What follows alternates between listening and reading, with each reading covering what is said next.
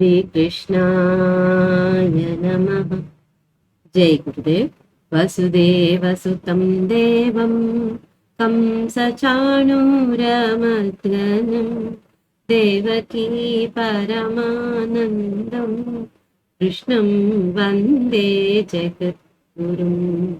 अतसी पुष्पसङ्काशं हारनूपुरशोभितं रत्नकङ्कणकेयूरं कृष्णं वन्दे जगद्गुरुम्। उत्फुल्लपद्मपत्राक्षं नीलजीमूतसन्निभं यादवानां शिरोरत्नं कृष्णं वन्दे जगद्गुरुम्। मन्दारगन्धसंयुक्तं चारुहासं चतुर्भुजं वरिः पिञ्चावचूडाङ्गं कृष्णं वन्दे जगद्गुरुम्। कुटिलालकसंयुक्तं पूर्णचन्द्रनिभाननं विलसत्कुण्डलधरं देवं कृष्णं वन्दे जगद्गुरुम्। श्रीवत्साङ्कं महोरस्तं वनमाला विराजितं शङ्खचक्रधरं देवं कृष्णं वन्दे जगद्गुरुम्। रुक्मिणीकेलिसंयुक्तं पीताम्बरसुशोभितम् अवाप्ततुलसीगन्धं कृष्णं वन्दे जगद्गुरुम्। गोपिकानां कुचद्वन्द्वा कुङ्कुमाङ्कितवक्षसं श्रीनिकेतं महेश्वासं कृष्णं वन्दे जगद्गुरुम्। कृष्णाष्टकमिदं पुण्यं प्रातरुद्धाय यः पठेत् कोटिजन्म कृतं पापं स्मरणेन विनश्यति। జై గురుదేవండి అందరికీ. ఈ రోజు మనం శ్రీమదాంధ్ర మహాభారతము ఆదిపర్వము సప్తమాశ్వాసము 12వ భాగంలోకి వెళ్తున్నాము. అయితే 11వ భాగంలో ద్రౌపది పూర్వజన్మ వృత్తాంతం గురించి తెలుసుకున్నాము. ఎలాగా ఈ పాండవులు పూర్వజన్మలో ఏ దేవతలు అనేసి, ఏ దేవతా అంశాలుగా వీళ్ళు ఇక్కడ పుట్టారు అనేసి వేదవ్యాసుల వారు ద్రుపద మహారాజుకి దివ్య దృష్టితో అంతా చూపిస్తారు. ఆ తర్వాత అయితే ఇక్కడ చెప్తారన్నమాట. అలాగే ఉదాహరణలు కూడా చెప్తారు. ఏంటి, కొంతమంది ఒక ఋషి భార్య అలాగే 7 మంది ఋషులకు భార్యగా అయ్యి ఆమె జీవితాన్ని సాగిస్తుంది, పతివ్రత ఆవిడ కూడా అని చెప్తారు. అలాగే ఇంకా ఇలాగే ఒక 2-3 ఉదాహరణలు చెప్పి ఇక చెప్తాడు. వేదవ్యాసుడు ద్రౌపదుడికి 5 మందికి ఇచ్చి ద్రౌపదిని పెళ్లి చెయ్యి అని చెప్పి చెప్తాడు. ఇది దేవరహస్యము, దేవత కారణం కూడా ఉంది కాబట్టి ఇది చేయవచ్చును అని కూడా ఆయన చెప్తాడు. ఇక ఈరోజు ముందుకెళితే 282 ద్రౌపది వివాహ మహోత్సవం.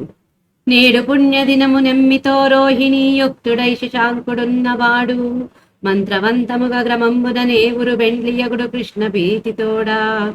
తాత్పర్యం, ఈ రోజు పుణ్యదినం. చంద్రుడు ప్రేమతో రోహిణి నక్షత్రాన్ని కూడి ఉన్నాడు. మంత్రయుక్తంగా మీరైదుగురు సంతోషంగా ద్రౌపదిని వివాహం చేసుకునండి. ఇక ద్రౌపదితో పాటు ఇక్కడ వేదవ్యాసుడు వచ్చి అక్కడ ఉన్నటువంటి కుంతి పాండవులతో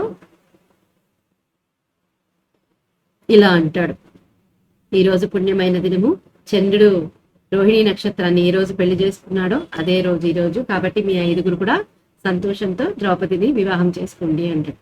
విశేషం, వ్యాస మహర్షి ద్రుపదరాజుకు ద్రౌపదీ పాండవుల పుట్టుక వెనుక ఉన్న దివ్య రహస్యాలు తెలియచెప్పాడు. వాటిని దర్శించడానికి అవసరమైన దివ్య దృష్టిని అనుగ్రహించాడు.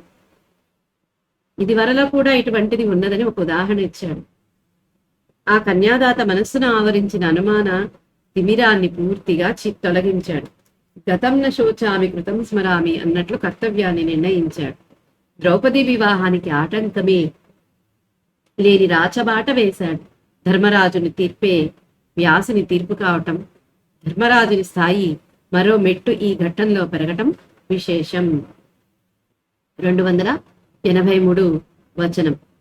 అని నిశ్చయించి పంచినం పాంచాలపతియును గరంబనురాగంబున బురంబష్ట శోభనంబు సేయించి సమారబ్ధ వివాహమోత్సవంబుడయ్యి నంత నిరంతర ప్రముఖ కదళీ స్తంభ శుంభత్ సంవృత నవామ్రాశ్వత్థ పల్లవ పాలాలంకృత ద్వారతోరణంబులను జందనోదక సంస్థికి ప్రాంగణ రంగవల్లీకృత కర్పూర మౌక్తిక ప్రకరంబులను గౌత్సుకోత్సవ మంగళ శృంగార వారాంగన ప్రవర్త్యమాన స్వనియోగ కృత్యంబులను ఉత్సవ సందర్శనాగతానేక రాజన్య బాంధవ బ్రాహ్మణ సంకులనంబును చేసి యొప్పుచున్న ద్రుపద రాజమందిరంబునం భూరోత్తర దిగ్భాగంబున విచిత్ర నేత్ర వితత వితాన ముక్త మౌక్తిక కుసుమ మాలాలంబనాభిరామంబును సమీచీన క్షీణాంశుక విరచిత స్తంభ వేష్టనంబును ప్రత్యగ్ర పల్లవ శాల్యక్షాతాంచిత కాంచన పూర్ణ కలశోపశోభితంబును లాజా పాజాజ్య సంపూర్ణ సౌవర్ణ పాత్ర నవ సౌరభ బహువిధ పుష్ప సమిత్పుషాస్మ శ్రమ్యాభిరమ్యంబును నవ గోమయ శ్యామ మరకతమణి ప్రభాపటల విలిప్త హిరణ్మయ వేదీ మధ్య సమిద్ధాగ్ని కుండ సంవితం మండితంబును సర్వాలంకార సుందరంబునునైన వివాహ మంటనంబున కుంజని నిజ పురోహితుండైన ధౌమ్యుండాదిగాననేక విద్వన్మహీసుర నివహంబుతో గరంబుప్పి. తాత్పర్యం అని నిర్ణయించి వ్యాసమహర్షి ఆజ్ఞాపించగా ద్రుపదరాజు కూడా మిక్కిలి ప్రీతితో పురానికి 8 విధాలైన మంగళాలంకారాలు చేయించి వివాహ మహోత్సవాన్ని చక్కగా ప్రారంభించాడు. అప్పుడు ఎడతెగని పోక అరటి స్తంభాలతో నిండుగా ధరించిన కొత్త మామిడి రావి చిముళ్ల దండలతో అలంకరింపబడిన లోపలి వెలుపలి ద్వారాలతోనూ మంచి గంధపు నీటితో చక్కగా తడుపబడిన ముంగిళ్లలో ముగ్గులుగా వేయబడిన పచ్చకర్పూరాలు ముత్యాల సమూహాలతో వివాహ మహోత్సవం కొరకు కావించుకున్న మంగళాలంకారాలు కల వేశ్యలు చేస్తున్న నియమిత కార్యాలతో వివాహ మహోత్సవం చూడవచ్చిన పెక్కుమంది రాజులతో మిత్రులతో బంధువులతో బ్రాహ్మణులతో క్రిక్కిరిసి శోభిల్లుతున్న ద్రుపదుని ఇంటిలో ఈశాన్య దిక్కున రంగురంగు వస్త్రాలతో నిర్మించబడిన విశాలమైన మేల్కట్ల నుండి క్రిందికి విడువబడిన ముత్యాల పూలదండలు వేలాడటం చేత మనోహరమైనది. చక్కని పట్టు వస్త్రాలతో కల్పింపబడిన స్తంభపు చుట్లు కలది. కొత్త చిగుళ్లతో బియ్యపు అక్షతలతో ఉప్పుతున్న బంగారు పూర్ణ కలశాలతో ప్రకాశిస్తున్నది. పేలాలతో నేతితో నిండిన బంగారు పాత్రలతో కొత్త వాసనలతో కూడిన పెక్కు విధాలైన పువ్వులతో సమిధలతో దర్భలతో సన్నెకల్లుతో యజ్ఞ పాత్రలతో మనోహరమైనది. అప్పుడే పెట్టిన ఆవు పేడవలే నల్లని మరకతమణుల కాంతి సమీహంతో అలుకబడిన బంగారు వివాహ వేదిక నడుమ మండుతున్న హోమకుండం చేత అలంకరింపబడినది. అన్ని అలంకారాలతో అందమైనది అయిన కళ్యాణ మంటపానికి వెళ్లి తమ పురోహితుడైన ధౌమ్యుడు మొదలైన పెక్కుమంది పండిత బ్రాహ్మణ సమూహంతో మిక్కిలి ఒప్పి. ఇక్కడ ఏం చెబుతున్నారు? వ్యాస మహర్షి ఆజ్ఞాపించాడట. ఇక ఆజ్ఞాపించడంతో ద్రుపదరాజు ఎంతో ప్రీతితో తన నగరానికి 8 రకాలైన మంగళమైనటువంటి అలంకారాలు చేయించాడట. వివాహ మహోత్సవాన్ని చక్కగా ప్రారంభించేశాడట. ఇక అప్పుడు ఏం చేశాడట? అలంకారం ఎలా చేయించాడట? ఎడతగని పోక స్తంభాలు, అరటి స్తంభాలు, ఇక కొత్త మామిడి స్తంభాలు, రావి చివుళ్ళ దండలతో ఇలా అలంకరించబడినటువంటి లోపలి వెలుపలై తలుపులతోటి ద్వారాలతోటి ఉంటే ఒక పక్క, ఇంకొక పక్క మంచి గంధపు నీటితో చక్కగా ఇంటి ముంగిళ్ళన్నీ తడిపి ఆ ముంగిళ్లలో చక్కగా ముగ్గులు వేశారట. పచ్చ కర్పూరాలతోటి ముత్యాల సమూహాలతోటి రకరకాలుగా ముగ్గులు వేయించారట. ఇక వివాహ మహోత్సవం కొరకు మంగళాలంకారాలు చేస్తున్నటువంటి వేశ్యలు చేస్తున్న కార్యాలు. ఇక ఒక పక్క వివాహ మహోత్సవం చూడవచ్చిన చాలా మంది రాజులతో మిత్రులతో బంధువులతో బ్రాహ్మణులతో అసలు కిటకిటలాడిపోతుందట ద్రుపద మహారాజు ఇల్లు. ఆ ఇంట్లో ఈశాన్య దిక్కులో రంగురంగుల వస్త్రాలతో నిర్మింపబడింది. ఇక విశాలమైన మేల్కట్ల నుండి కింది వరకు విడవబడినట్టు ముత్యాల పూలదండలు వేలాడబడ్డాయట. ఎంతో మనోహరంగా చక్కగా పట్టు వస్త్రాలతో కల్పించబడినటువంటి స్తంభపు చుట్లు ఉన్నది. అలాంటి ఇక ఎలా ఉందట ఆ సమయంలో ఆ వివాహ వేదిక కొత్త చిగుళ్లతో బియ్యపక్షతలతో నిండిందట. బంగారు పూర్ణ కలశాలతో ప్రకాశిస్తుందట ఆ వివాహ వేదిక. ఇక పేలాలతో నేతితో నిండినటువంటి బంగారు పాత్రల నుంచి వస్తున్నాయట సువాసనలు. ఇక కొత్త వాసనలతో కూడినటువంటి రకరకాల పువ్వులతో సమిధలతో దర్భలతో సన్నికళ్ళతో యజ్ఞ పాత్రలతో ఇక మనోహరంగా చక్కగా కనిపిస్తుందట. ఇక అప్పుడే పెట్టిన ఆవు పేడలాగా నల్లని మరకత మండల కాంతి సమూహంతో అలుకబడిందట బంగారు వివాహక వేదిక నడుమ మండుతున్న హోమకుండం. అలంకరింపబడిందట ఆ హోమకుండం చక్కగా. అలాంటి అందమైన కళ్యాణ మండపానికి వెళ్ళి తమ పురోహితుడైనటువంటి ధౌమ్యుడు ఇక పెక్కు మంది పండితులు బ్రాహ్మణ సమూహంతో ఒప్పారుతూ వెళ్లారట. 284 అనగులు కృత మంగళాభిషేకులు ధృత సముచిత వేష ప్రదస్తరత్న భూషణయే కౌరవ పుంగవ్వేవురు నేతెంచిరంత భూనేందు వదన అధిక విదగ్ధ పుణ్యాంగనా విరచిత లలిత ప్రసాదనాలంకృతాంగి కమపాక్షి కమనీయ కాంతా సహస్రంబుతో జనుదెంచే నా ద్రుపద తనయ భూరి భూసురేంద్ర పుణ్యాహరవమును మంగళ ప్రగీత మధురరవము వివిధ తూర్య వేణు వీణారవంబును విస్తరిల్ల దిశల విభవయుక్తి. తాత్పర్యం: పుణ్యాత్ములు మంగళ స్నానం చేసిన వాళ్ళు, తగిన వేషము ప్రసిద్ధమైన రత్నాభరణాలు ధరించిన వాళ్ళు, కురువంశ శ్రేష్ఠులు అయిన పాండవుల 5 వచ్చారు. అప్పుడు నిండు చంద్రుని ముఖం వంటి ముఖం కలది, మిక్కిలి నేర్పరులైన ముత్తైదువుల చేత అలంకరించబడిన అవయవాలు కలది, కమలాల వంటి కన్నులు కలది అయిన ద్రౌపది అందమైన స్త్రీలు 1000 మందితో కలిసి వచ్చింది. పెక్కు మంది బ్రాహ్మణ శ్రేష్ఠుల పుణ్యాహధ్వని, మంగళ గీతాల మధుర ధ్వని, పిల్లన గ్రోవుల మీనల వివిధ వాద్యాల ధ్వని మహావైభవంతో దిక్కులకు వ్యాపించాయి. ఇక ఆ కళ్యాణ వేదికకు ధౌమ్యుడితో పాటు బ్రాహ్మణ సమూహంతో పాటు పుణ్యవంతులైనటువంటి వాళ్ళు, మంగళ స్నానం చేసినటువంటి ఈ పాండవులు, కౌరవులు, వంశకర్తలైనటువంటి ఆ 5 చక్కగా రత్నాభరణాలు ధరించి వచ్చారట. అప్పుడు నిండు చంద్రుడి ముఖం లాంటి ముఖం కలిగినటువంటిది, తామర పూల కళ్ళు కలిగినటువంటిది, ఇక ముత్తైదువుల చేత అలంకరించబడి అందంగా ఉన్నటువంటి ఆ ద్రౌపది 1000 మంది స్త్రీలు వెంటలాగా వచ్చిందట. ఆ సమయంలో అనేక మంది బ్రాహ్మణులు పుణ్యాహధ్వనుల మంత్రం చేస్తుంటే ఆ ధ్వని, ఆ తర్వాత మంగళ గీతాల మధురధ్వని, పిల్లన గ్రోవుల ధ్వని, ఆ తర్వాత వీణల ధ్వని, వివిధ వాద్యాల ధ్వని అందరిది మహాధ్వనితో ఆ కళ్యాణ వేదిక దగ్గర మహావైభవంతో దిక్కులన్నీ వ్యాపించాయట ఆ ధ్వనులు. 285 వితత ప్రదక్షిణావర్తిత దీప్త శిఖానలమున ధృతి వేష్టే దృష్టివేప్య పురోహితుడగు ధౌమ్యుడు భుత సమ్ముతుడు వివాహ ప్రయుక్త మంత్రాహతులన్. తాత్పర్యం: పండితులకు ఇష్టమైన వాడు పురోహితుడైన ధౌమ్యుడు వివాహ సమయంలో చేయవలసిన మంత్రపూర్వకాలైన ఆహుతులను విస్తరిల్లి ప్రదక్షిణంగా చుట్టూ తిరిగి ఉండే మంటలను అగ్నిహోత్రంలో దహనమయ్యేటట్లు వేశాడు. ఇక ధౌమ్యుడి గురించి తెలుసు కదండి పాండవులకి. ఈయన ఈ మధ్య కాలంలోనే స్వయంవరానికి ముందే ఆయన వాళ్ళ పురోహితుడిగా అంగీకరించి పురోహితుడవుతాడు. ఆయన పండితులకి ఎంతో ఇష్టమైనటువంటి వాడు. అలాంటి ధౌమ్యుడు ఆ వివాహ సమయంలో చేయాల్సిన మంత్రపూర్వకమైన ఆహుతులను ఆ హోమగుండంలో వేస్తాడు. విశేషం: వేద ధర్మోద్ధరణ మహాభారత రచనా లక్ష్యాలలో ప్రధానమైనది కనుక వైదికాంశాలు, వేదోక్త కలాపాలు కథలో ఎక్కడ వచ్చినా నన్నయ్య విశేషించి ప్రవర్తిస్తాడు. వేదోక్తంగా సాగిన ద్రౌపదీ పాండవుల వివాహ వైభవ విపుల వర్ణన అట్లాంటిదే. 286 వచనం: ఇట్లు వేల్చి ముందర ధర్మపుత్రునకు ద్రుపద రాజపుత్రింబాణి గ్రహణంబు సేయించి తొల్లియేవురకు వివాహంబు సేయునప్పుడు కన్యాత్వంబు దూషితంబు కాకుండా ఈశ్వరువరంబునం గౌమారంబు వడసిన యక్కన్యకం క్రమంబున భీమార్జున నకుల సహదేవుల కుంభాణి గ్రహణంబు సేయించిన. తాత్పర్యం: ఈ విధంగా ఆహుతులు వేసి మొదట ధర్మజునికి ద్రౌపదినిచ్చి వివాహం చేయించాడు. 5 వివాహం చేసుకున్న కన్యాత్వం చెడకుండా ఈశ్వరుని ఉన్న పూర్వం వరం పొంది ద్రౌపది మళ్ళీ కన్యాత్వం పొందగా ఆమెను వరుసగా భీమార్జున నకుల సహదేవులకిచ్చి వివాహం చేయించాడు. అప్పుడు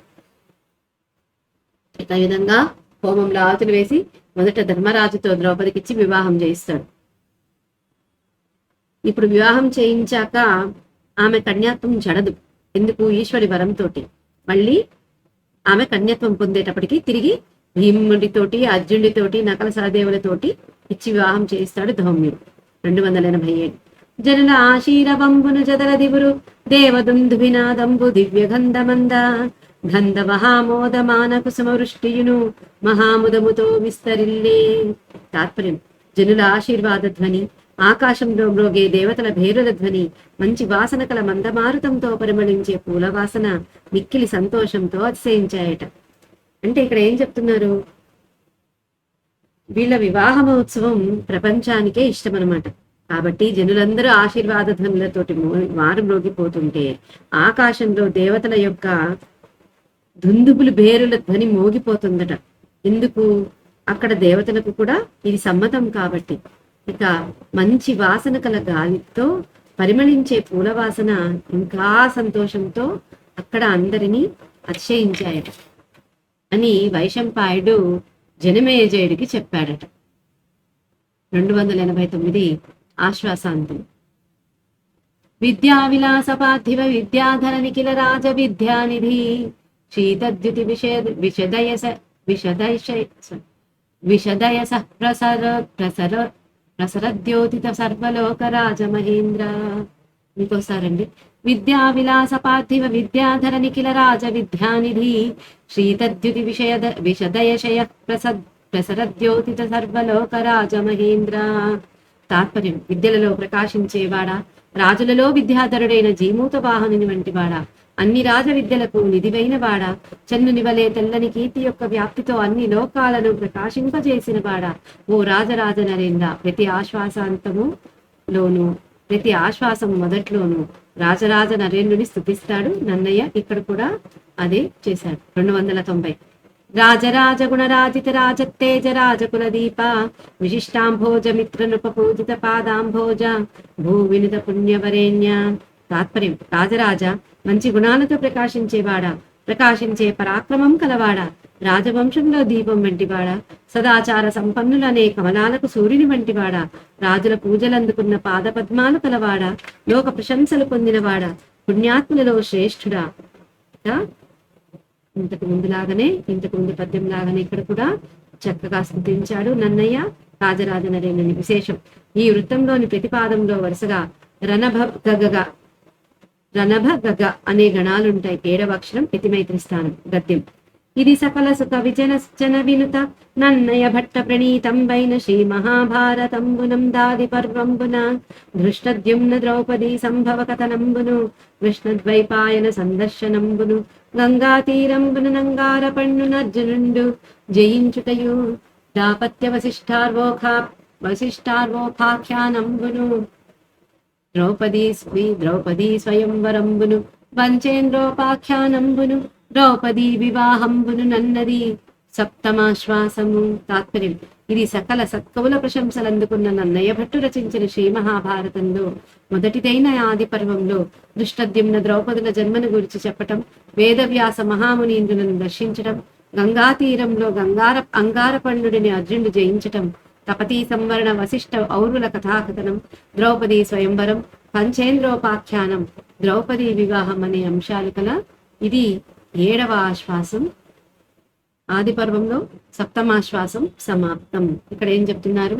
అందరూ మంచి కవుల యొక్క ప్రశంసలు అందుకున్నటువంటి నన్నయ్య భట్టు రచించినటువంటి ఈ మహాభారతంలో ఉన్నటువంటి మొదటి ఆది పర్వము.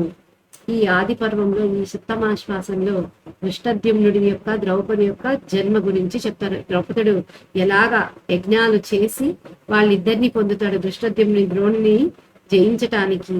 ఇక ద్రౌపదిని అర్జునుడికిచ్చి పెళ్లి చేయాలన్న కాంక్షతో ఆయన తపస్సు ఇది హోమం చేయిస్తాడు, యాగాలు చేయిస్తాడు. అలాగే వేదవ్యాసుడిని దర్శించటం పాండవులు. ఆ తర్వాత గంగా నదీ తీరంలో అంగారపర్ణుడు అనే గంధర్వుణ్ణి అర్జునుడు జయించటం. ఆ తర్వాత ఆ అంగారపర్ణుడి నుంచి తపతీ సంవరణము. తపతీ సంవరణ అంటే తపతి సూర్యుడి కూతురైనటువంటి తపతి ఈ మహాభారత వంశస్థుడైనటువంటి భరత వంశస్థుడైనటువంటి సంవర్ణుడితో వివాహం ఎలా జరిగింది, ఆ తర్వాత వశిష్ఠుడి యొక్క కథనం ఏంటి, ఆ తర్వాత ఔరుల కథనం ఏంటి, ద్రౌపదీ స్వయంవరము, పంచేంద్రోపాఖ్యానం అంటే పంచపాండవుల యొక్క జన్మ వృత్తాంతము, అవంతా కూడా ఈ అంశాలన్నీ కలదే ఈ 7వ ఆశ్వాసము అని ఇక్కడ మనకు చెప్తున్నారు. ఈ రోజుకి ఇంతటితో మహాభారతం స్వస్తి. నారాయణీయం తీసుకోండి. జై గురుదేవ్. హరే కృష్ణ అండి. ఉన్నా అండి. రాజీ ఒక్క నిమిషం. ఆ, 64. 62వ దశకం ఓకే 3-4. ఓకే.